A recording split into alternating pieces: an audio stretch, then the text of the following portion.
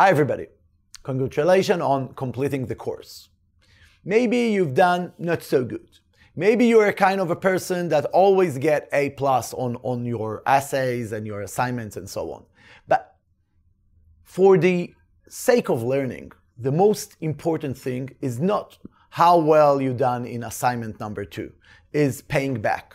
And if you've done a good an assignment, if you come up with a good extracurriculum projects you made, a good practice would be pay back to the community by publishing your projects on GitHub.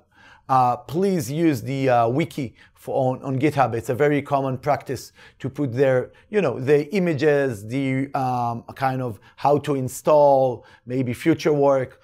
Often enough, the code is not the most important thing, but mostly the how you come up with the project. And by increasing the volume of good projects, of creative projects with respect to robotics and autonomous robotics on GitHub, I think the next courses, maybe in our university or all around the globe, could get better. And most important thing, if you come up with a nice trick, you found a drone, which I haven't mentioned, or a better tool to teach those courses, those related courses. Could be a cost-effective drone, a vacuum cleaner, which you can actually hack, and so on and so forth. Please send us a comment about it. The reasoning behind publishing your work on GitHub is not just paying back. Obviously, this is a good notion, but once you publish your work on GitHub, then by doing that, your work becomes better. Because you read it and you say, oh, I have some spelling mistakes here, I might take better images. You go back to the project, there is a project you can link, people will fork your code, will review it, will remark, maybe you'll get a lot of pull requests, your project will get better. And I want to look at some of the examples. There are a few examples of people that were unemployed, mostly in 2008 subprime bubble.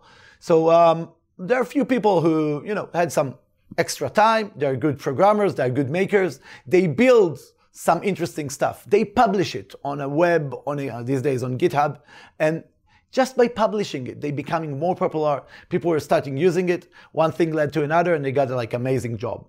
Please look at the link below of some of those success stories. Or maybe you can just become a self-taught, a good maker, a freelancer that would be able to understand the cutting edge, the state of the art in terms of robotics, in terms of artificial intelligence, and know how to combine them together.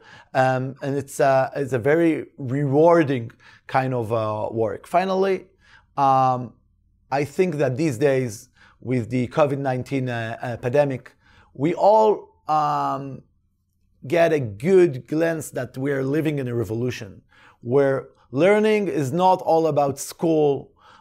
Universities, well, might be Ivy League, might be the last university in the world.